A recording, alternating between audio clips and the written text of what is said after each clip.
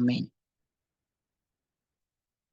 క్రీస్తు పరిశుద్ధ నామమున మీ అందరికీ నా శుభాభివందనములు. నూతన సంవత్సర శుభాభివందనములు. God bless you all abundantly. Good morning all of you. మరి ఈ దినము కొరకై ఏర్పాటు చేయబడిన వాక్య పాఠము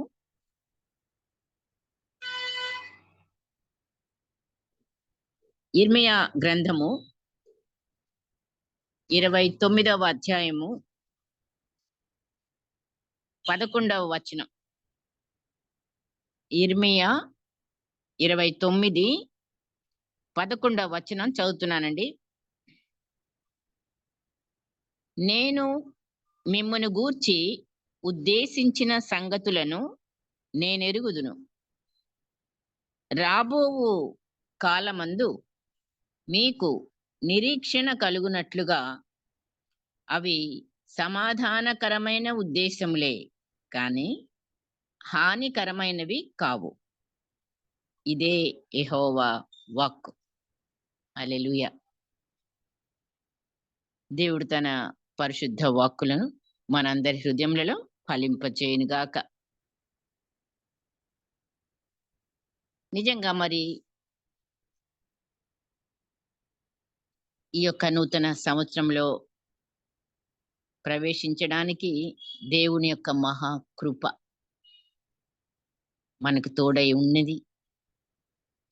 ఈ నూతన సంవత్సరంలో 2025లో ప్రవేశింప చేసిన మరి దేవునికే సమస్త మహిమ ఘనత ప్రభావాలు ఆరోపించుకుంటూ కృతజ్ఞతాస్తుతులు చెల్లిద్దాం. మన దేవుడు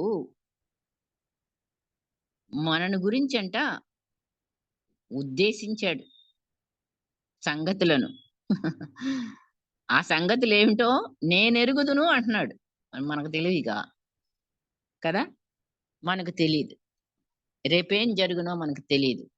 ఎందరో మరి మనమందరం కూడా నూతన సంవత్సరంలో ఎన్నెన్నో ఆలోచనలతో అడుగు పెట్టుంటాము. కోర్స్ ప్రార్థనతో. ఎందుకంటే ఆ గడియలో మనం దేవుని సన్నిధిలోనే ఉన్నాము గనక మరి ప్రార్థన అయినప్పటికీ హృదయాలు ఒక్కొక్క హృదయము ఏ రీతిగా ఉందో మరి దేవునికే తెలియను. కొన్ని ఆందోళనతో ఉండొచ్చు, కొన్ని అనారోగ్యంతో ఉండొచ్చు, కొన్ని మరి ఏదైనా ఒక భయంతో ఉండొచ్చేమో, ఏదో ఒక లేమి కొరతతోనో. మరి నూతన సంవత్సరంలో మాత్రమైతే ఆ కాలం మన కోసం ఆగదు. కంపల్సరీ మనం ఎంటర్ అయిపోవాల్సిందే. ఎంటర్ అయ్యాం.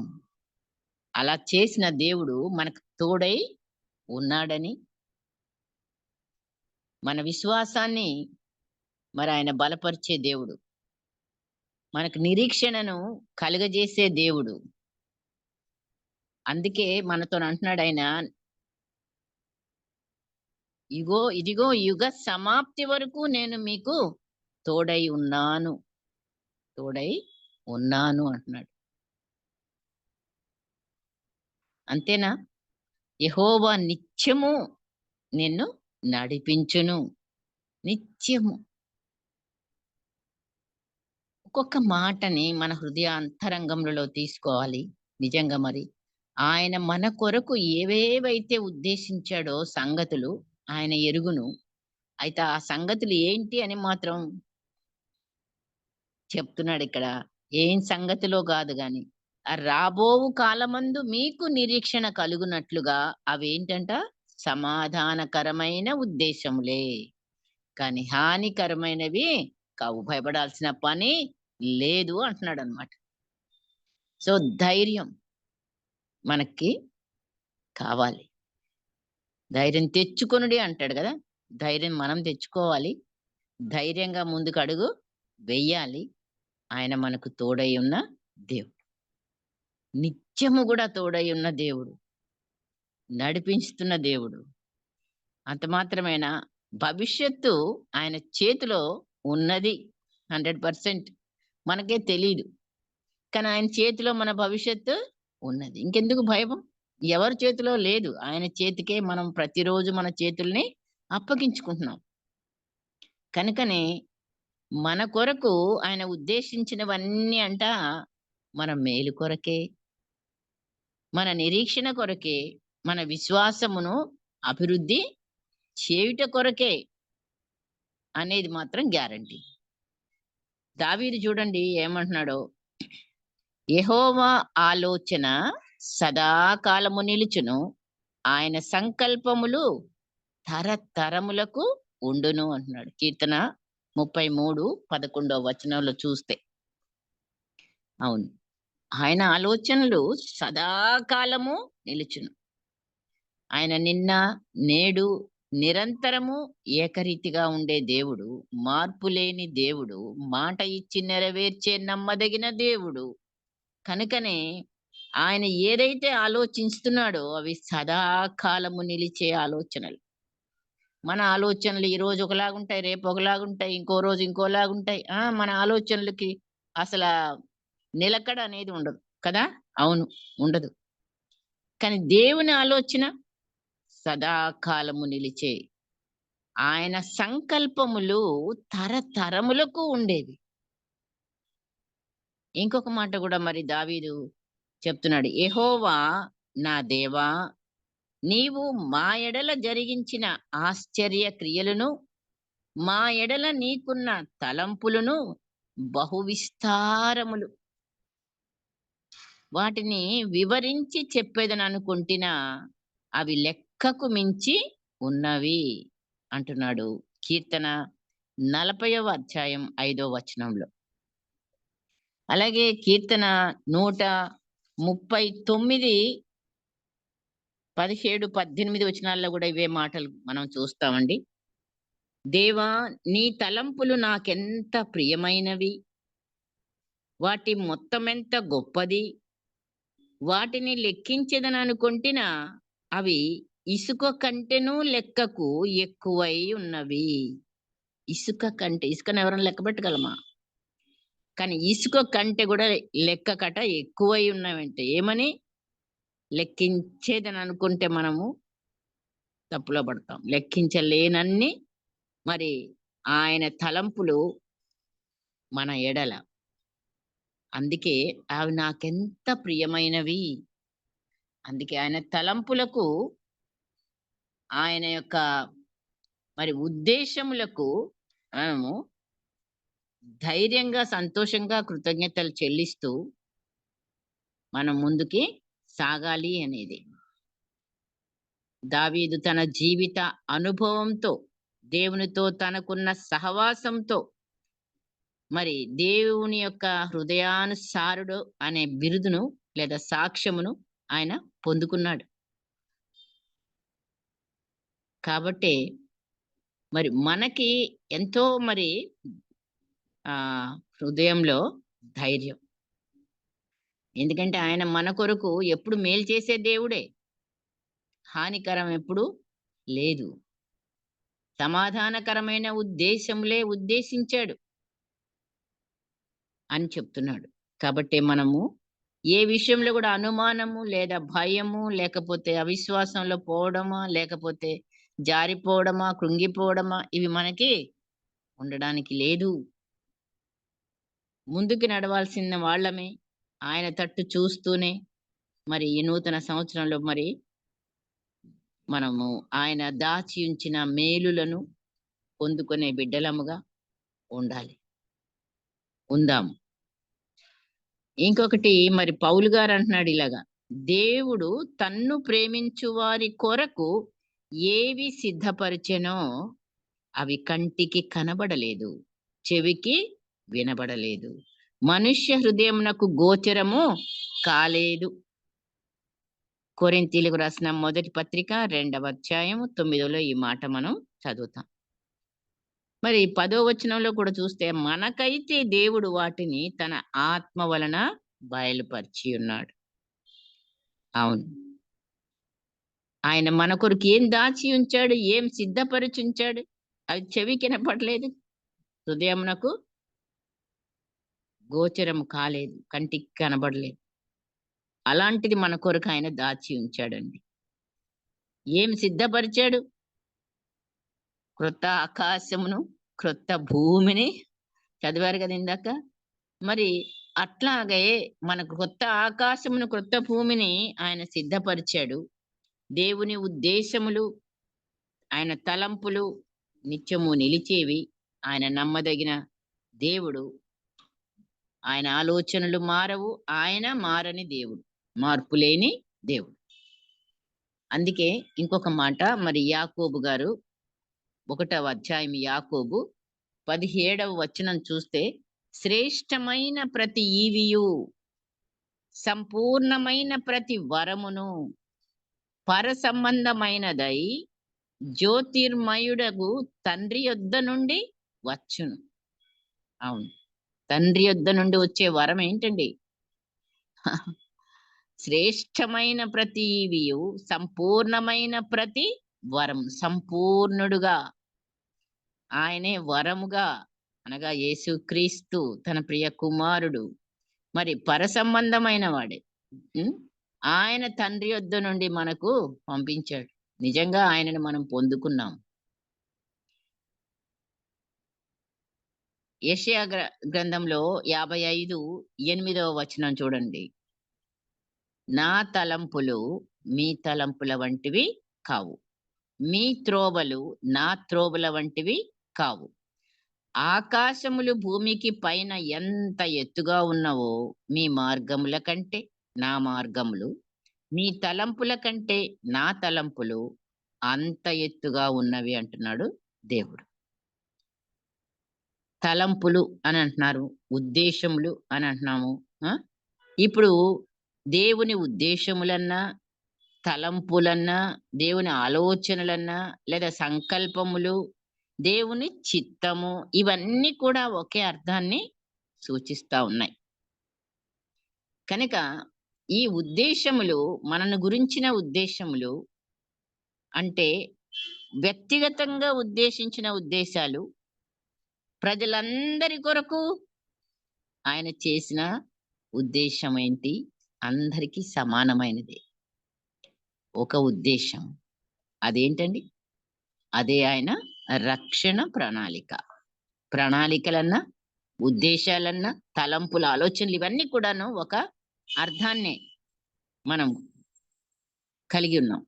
కనుక రక్షణ ప్రణాళిక అనేది ప్రజలందరి కొరకు, లోకమంతటిని ఆయన ప్రేమించి అందరికీ రక్షణ ప్రణాళికను మరి యేసయ్య ద్వారానే భూమి మీదకు మనకి అనుగ్రహించాడు.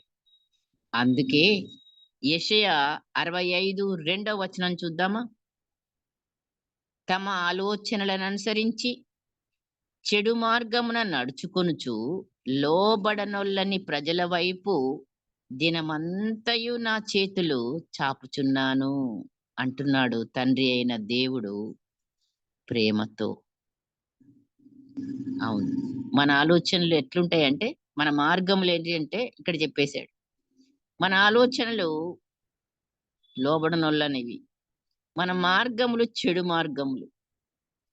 సో అలాగా మనం ఉన్న ఆ పరిస్థితులను బట్టి కూడా ఆయనకి ఏమొస్తుంది? ప్రేమనే. ఆ ప్రేమతోనే తన చేతులట లోబడనొల్లని ప్రజల వైపు దినమంతయు నా చేతులు చాపుచున్నాను అంటున్నాడు. అవును, దేవునికి స్తుతి మహిమ కలుగునుగాక. యేసుక్రీస్తు యొక్క శిలువ, మరణ, పునరుద్ధానమును నమ్మిన వారికి రక్షణ. అదే నమ్మిన వారిని రక్షించుట అనేది దేవుని దయాపూర్వక సంకల్పము అని పౌలు గారు కొరింథీయులకు రాసిన మొదటి పత్రిక 1వ అధ్యాయము 21వ వచనంలో మనం చూస్తున్నాం. అవును,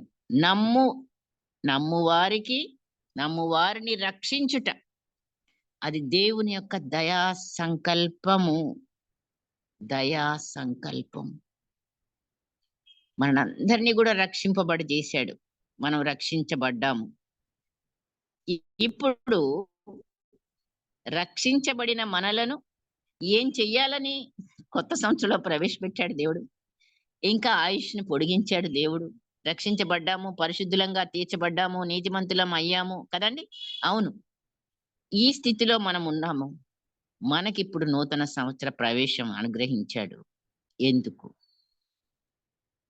తన స్వరూపములోనికి మనల్ని మార్చుకోవడానికి, ఆత్మ ఫలములను ఫలించడానికి, ఆయనకు సాక్షులముగా జీవించడానికి, మహిమకరముగా జీవించడానికి, అనేకులకు తన సువార్తను ప్రకటించడానికి, ఇంకా ఆయన కొరకు, ఆయన మన కొరకు సృజించబోతున్న క్రొత్త ఆకాశము, క్రొత్త భూమిని మనమందరం కూడా స్వతంత్రించుకొని నిత్యము ఆయనతో పరమందు జీవించాలని ఆయన ఉద్దేశము, ఆయన చిత్తము, ఇది ఆయన సంకల్పము. అందుకే ఈ నూతన సంవత్సరంలో మన ఆయుష్కాలంను పొడిగించాడు, మనల్ని ప్రవేశింపచేశాడు. అందును బట్టి మనం ఏం చెల్లించాలి? కృతజ్ఞత స్తుతులు చెల్లించాలి.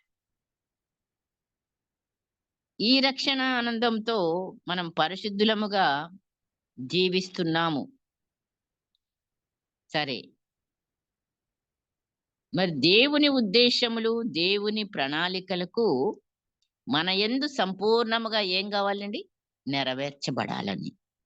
ఈగో మనం చెప్పుకున్న ఆయన స్వరూపంలోనికి మనం మార్చబడాలని, ఆత్మ ఫలాలను మనం ఫలించాలని, సాక్షులుగా జీవించాలని, ఆయన మరి ఏర్పరిచిన క్రొత్త ఆకాశం, క్రొత్త భూమిలోనికి మనము స్వతంత్రించుకోవాలని, ఆయనతో నిత్యము జీవించాలంటే మరి ఇప్పుడు భూమి మీద ఆయన ఉద్దేశములకు మన స్పందన ఏంటి? మన నిర్ణయం ఏంటి? అది ఇప్పుడు. సో మన ఇప్పుడు అంశం ఏంటి అంటే, ఇక్కడికి వచ్చినాక చెప్తున్నది, దేవుని ఉద్దేశములు, మన నిర్ణయములు. ఏంటండి మన అంశం ఈరోజు?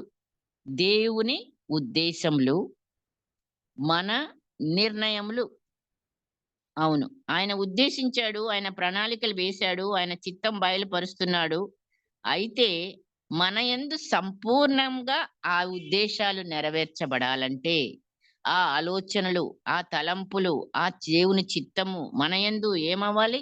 నెరవేర్చబడాలి అంటే మనము మన నిర్ణయాలు, మనం తీసుకునే నిర్ణయాలు మరి వాటికి దోహదపడుతున్నాయా లేక ఆటంక పరుస్తున్నాయా? అంటే సంపూర్ణంగా నెరవేర్చబడడానికి మనం తీసుకునే నిర్ణయాలే అవి నెరవేర్పును చూడగలవు, లేదా అవి మనం చూడలేం మన నిర్ణయాలతోనే. ఆయన మాత్రం ఆలోచించినవన్నీ సమాధానకరమైనవే, మేలుకరమైనవే మన గూర్చి. అవి మనము స్వతంత్రించుకోవడానికి మన నిర్ణయము ఎలా ఉండాలి? పరిశుద్ధంగా ఉండాలి, నిందారహితంగా ఉండాలి, దేవునికి అనుకూలంగా, ఆయన చిత్తమునకు అనుకూలమైనదిగా ఉండాలి. అందుకే మన నిర్ణయాలు చాలా చాలా ప్రాముఖ్యమైనవి. ఈ నిర్ణయాలే మనలను ఏం చేస్తాయి? విజయవంతంగా మనల్ని హెచ్చిస్తాయి, లేదా అపజయం, అవమానం పాలు కూడా చేయొచ్చు. ఇవే మనల్ని పరలోకానికి నడిపిస్తాయి, లేదా నరకలోకానికి నడిపించవు. కాబట్టి నిర్ణయం మనదే. గొప్ప నిర్ణయంతో ఒక్కొక్కళ్ళు కూడా కొత్త సంవత్సరంలో అడుగు పెట్టుతుండగా అనేక నిర్ణయాలు తీసుకుంటా ఉంటారు. ఇక మీదట నేను ఇలాగా అలాగా. అవును, కొన్ని మంచి నిర్ణయాలు చేయగలుగుతాము.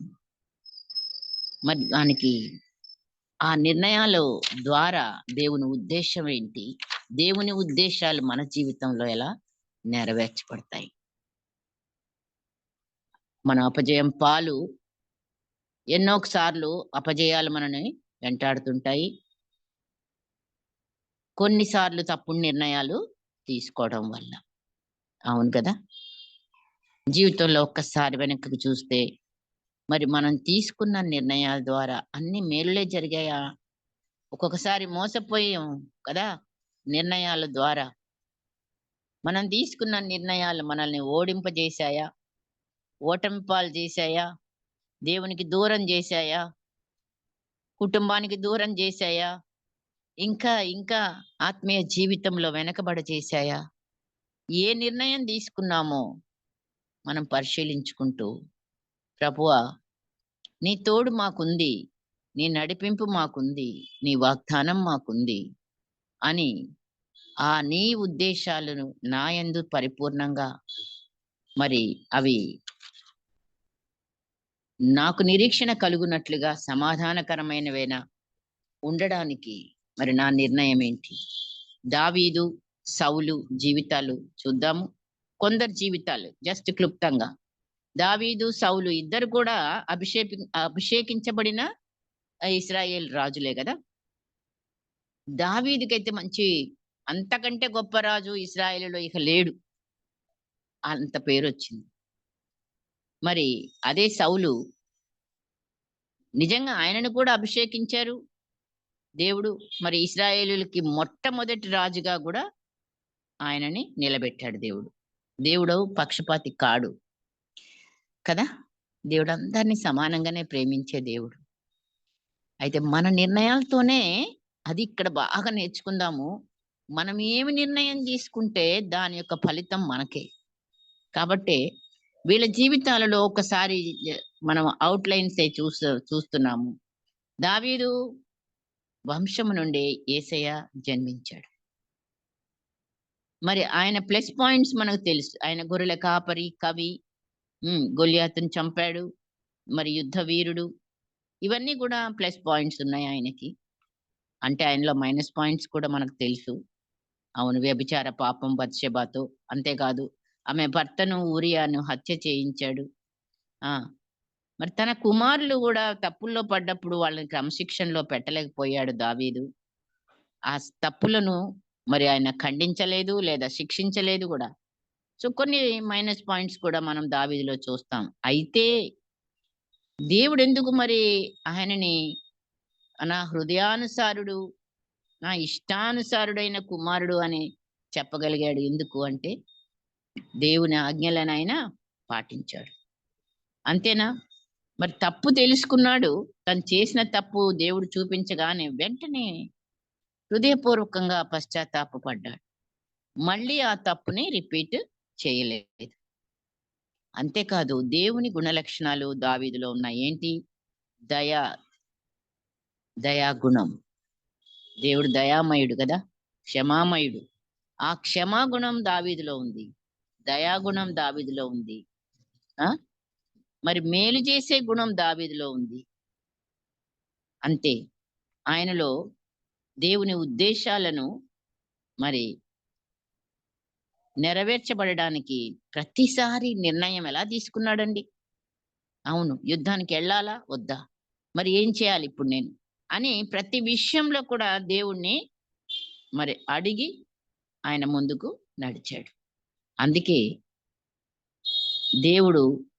దేవుని యొక్క ఉద్దేశాలను మరి తనలో నెరవేర్చడానికి అపోస్తుల కార్యములు 13:22 వచనం చదువుదామా? అపోస్తుల కార్యములు 13వ అధ్యాయము 22వ వచనం. తరువాత అతనిని తొలగించి దావీదు వారికి రాజుగా ఏర్పరచెను. మరియు ఆయన, నేను యెషై కుమారుడైన దావీదును కనుగొంటిని. అతడు నా ఇష్టానుసారుడైన మనుష్యుడు. అతడు నా ఉద్దేశములన్నీ నెరవేర్చునని చెప్పి అతనిని గూర్చి సాక్ష్యం ఇచ్చెను. గొప్ప మాట.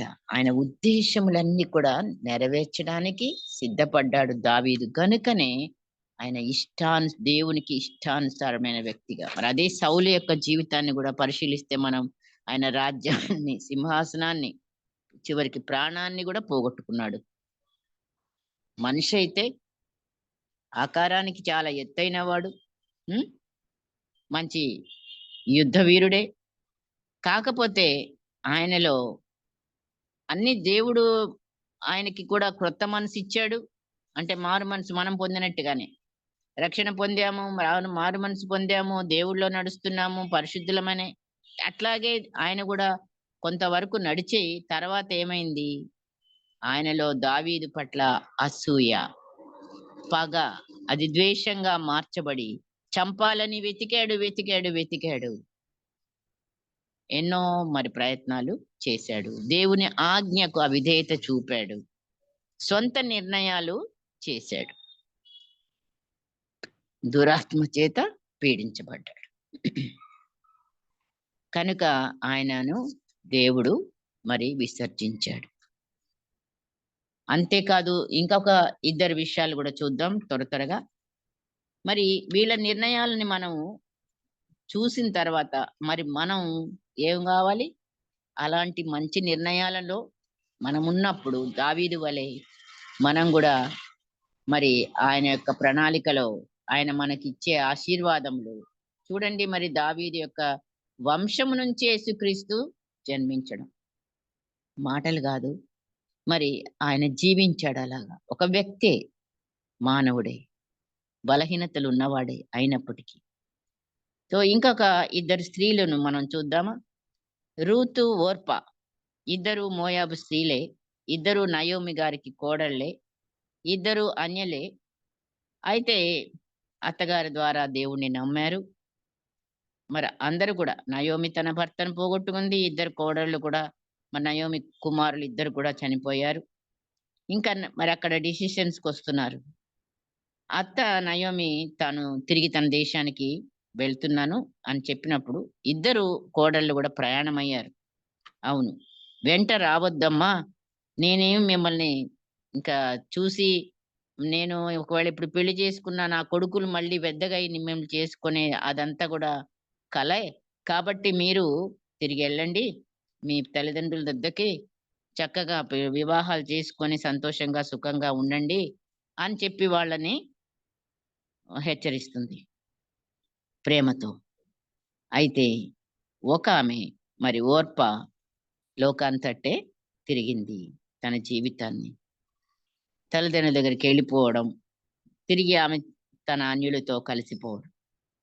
సో ఇక్కడ మరి మనం చూస్తున్నాము, ఇద్దరు కూడా దేవుళ్ళోకొచ్చిన వాళ్ళే, ఇద్దరు కూడా నమ్మిన వాళ్ళే, ఇద్దరు కూడా అత్తని ప్రేమించిన వాళ్ళే, మరి భర్తలు పోగొట్టుకున్న వాళ్ళే. కానీ నిర్ణయం చూస్తే ఇప్పుడు ఒక ఆమె లోకానికి నిర్ణయించుకుంది. రూతు మాత్రం తన అత్తను హత్తుకుని అన్ని మాటలు చెప్పింది. ఒక్క మాట దగ్గర ఆమె మరి దేవుడు ఇష్టపడ్డాడు. ఏంటిది? ఆమె నీ దేవుడే నా దేవుడు అని చెప్పి, మరణం తప్ప మనిద్దరిని ఏది కూడా వేరు చేయలేదు అని చెప్పింది. కాబట్టి జీవితాంతము అత్తతో గడవడానికి ఆమె నిర్ణయించుకుని, సో ఇంకా ఈమె నిర్ణయం మంచిగుందని అత్త కూడా ఇంకేం బలవంతం చేయలేదు, వెళ్ళారు. అందుకే అత్త కొరకు పోషించింది అత్తను, కష్టపడింది ఒక పొలంలో పరిగెవేరుతూ. ఆ పొలం యజమానునికి చివరగా భార్యగాను, మరి యేసయ్య వంశావళిలో కూడా ఆమె పేరు లిఖించబడింది కదా! ఎంత గొప్ప ఆధిక్యత పొందుకుంది ఆమె నిర్ణయంతో. మరి బోయజు ద్వారా ఆమె ఓబేదును కన్నది. ఓబేదు యెషయిని, యెషయి దావీదుని, దావీదు యేసయ్యను. ఈ రీతిగా మరి మనం చూస్తే వాళ్ళ నిర్ణయాలని మనం ఇప్పుడు చూస్తే నిజంగా ఏమీ లేదు. హోప్ లేదు ఆమెకి. మరి పెద్దామె. ఆమె ఆమె మమ ఈమె ఆమెను పోషించాలి. ఆమెకేమొస్తది? కానీ నిర్ణయం తీసుకుంది. ఆమె దేవుడిని ఒకసారి నమ్మింది. మళ్ళీ వెనక్కి చూడకుండా అత్తగారితో వెళ్ళింది. ఎంతో ఆశీర్వాదకరమైన జీవితాన్ని పొందుకుంది. ఈరోజు నీకు నాకు మాదిరిగా మరి నిలబడగలిగింది రూతు. అట్లాగే ఇప్పుడు ఇద్దరు బ్రదర్స్, యాకోబు, ఏశావు మనకు తెలుసు. ఇద్దరు కవలలే. మరి ఇస్సాకు కుమారులే. అయితే యాకోబుకి మొదటి నుంచి ఏం ఆశ? జ్యేష్ఠత్వపు హక్కు కావాలా? దేవుని ఆశీర్వాదం కొరకు పాటుపడ్డాడు. అవును. జ్యేష్ఠత్వపు జ్యేష్ఠుడు ఎవడైతే ఉన్నాడో వాళ్ళకున్న దీవెనలు ఈయనకు కావాలన్న కోరిక. ఆయనకు ఆశీర్వాదాల కొరకే చిన్నప్పటి నుంచి కూడా పోరాడుతున్నాడు. ఇక చివరి రోజు వరకు కూడా అదే మరి. ఆ! ఆ ఆశీర్వాదం కొరకు షార్ట్ కట్‌లో పోయాడు. తండ్రిని, అన్నను, ఆ! తర్వాత మామను ఇంతమందిని ఆయన వన్ బై వన్ మరి మోసాలు చేసింది దేనికయ్యా అంటే ఆశీర్వాదం కొరకు. ప్రయాసపడ్డాడు. చివరిగా దేవునితో ఒక రాత్రంతా పోరాడాడు. దేవుడి దూతతో. తానెవరని పేరు చెప్పించాడు దేవుడు. ఒప్పుకున్నాడు మోసగాడని అని. ఇశ్రాయేలుగా మార్చబడ్డాడు. సో, ఆయన ప్రణాళిక నెరవేర్చబడ్డానికి మంచి నిర్ణయం యాకోబు తీసుకున్నాడు. అదే ఏశావు మరి. ఆశీర్వాదం అని ఉ ఆ యొక్క జ్యేష్ఠత్వాన్ని గౌరవించలేదు. ఆశ లేదు. శరీర ఆకలికే ఆయన చిక్కుడుగాయ కూరకే లొంగిపోయాడు. జ్యేష్ఠత్వాన్ని అమ్ముకున్నాడు. పోగొట్టుకున్నాడు భవిష్యత్ జీవితాన్ని, మేలులను, ఆశీర్వాదాన్ని. తిరిగి ఆహారం తిన్నాకనే ఆశీర్వదిస్తానని మరి తన కుమారునికి ఆశీర్వాదం ఇవ్వాలంటే ఇయ్యొచ్చు కదా! "నువ్వు మంచి వేటను పెట్టుకొని వండుకొని రా బాబు, తీసుకురా. నేను నీకు ఆశీర్వదిస్తా తిని." సో, ఆయన జీవితమంతా వీడు చూపులన్నీ గూడా ఫిజికల్‌గా మరి ఉన్నాయి. కాబట్టి ఆయన ఆశీర్వాదం పోగొట్టుకున్నాడు. మరి ఈ రీతిగా ఈ ఇద్దరు బ్రదర్స్‌ని మనం చూస్తాం. ఇంకా ఇద్దరు సిస్టర్స్‌ని కూడా చూద్దామా ఒక్క నిమిషంలో? ఓకే. మరియా, మార్తా. మనకు బాగా తెలుసు. ఇద్దరు అక్కచెల్లెళ్ళు యేసయ్య ప్రేమించిన కుటుంబముగా మనం రాయబడింది. మరి ఆ అక్కచెల్లెళ్ళిద్దరు కూడాను దేవుణ్ణి ఆహ్వానించారు. మరి ఇంట్లో వాక్యం ప్రకటించబడ్డప్పుడు మరియ తీసుకున్న నిర్ణయం ఏంటి? వంటగదిలోకెళ్ళలేదు. కూర్చొని వాక్యాన్ని యేసు పాదాల దగ్గర విన్నది. ఆ ఒక్కటే ఆమెను మరి యేసయ్య ప్రశంసించేలా చేసింది. వంటగదిలో మరి అక్కగారు వంట చేస్తూ ఆమె వాక్యం వినలేదు. ఆమెకేం అర్థం గాలేదు. మరి ఆమెకు ఆ విశ్వాసం లేకుండా పోయింది. తొందరపాటు ఎక్కువయింది. చెల్లె మీద కోపమొచ్చింది. ఇంక ఈ మీటింగ్ మధ్యలో వచ్చి గూడా యేసయ్యని డిస్టర్బ్ చేసింది కదా! అంతేనా? మరి తమ్ముడు అదే బ్రదర్ చనిపోయినప్పుడు గూడాను మరి వాళ్ళిద్దరు కూడా ఎలాగున్నారో ప్రవర్తన మనకు తెలుసు. కానీ యేసయ్యతో కొన్ని ప్రశ్నలతో మాట్లాడింది మార్త. బట్ మరియ చాలా నిశ్శబ్దంగా కన్నీరు విడిచింది. యేసయ్య అద్భుతాన్ని చెప్పాడాయన. "నువ్వు నమ్మిన ఎడల దేవుని మహిమను చూచెదవు." మనం నమ్మటం లేదు. వాగ్దానాలు పొందుకుంటున్నాము. కానీ నమ్మకం కుదరట్లేదా? మరి నేడు నీ నిర్ణయము, నా నిర్ణయము శరీరానుసారంగా ఉన్నదా? మరి అనుసారంగా ఉన్నదా? నేడు మన నిర్ణయము ఈ నూతన సంవత్సరంలో ఒక్కసారి మనం ఆలోచించుకుందాము. ఇంతమంది జీవితాలను మనం చూసాము. వారి నిర్ణయాలను బట్టే వారి యొక్క భవిష్యత్తును, వారి యొక్క ఆశీర్వాదాలను, దేవుని యొక్క సంకల్పాలను ఎలా నెరవేర్చబడ్డాయో మనం గమనించాం. ఈ ఒప్పుకోలే సౌలు జీవితంలోనైతేమి, ఓర్పా జీవితంలో, ఏశావు జీవితంలో, మార్త గారి వీరి జీవితాల్లో మరి దేవుని యొక్క సంకల్పం నెరవేర్చబడ్డట్టుగా లేదు గదా! అంటే వాళ్ళు తీసుకున్న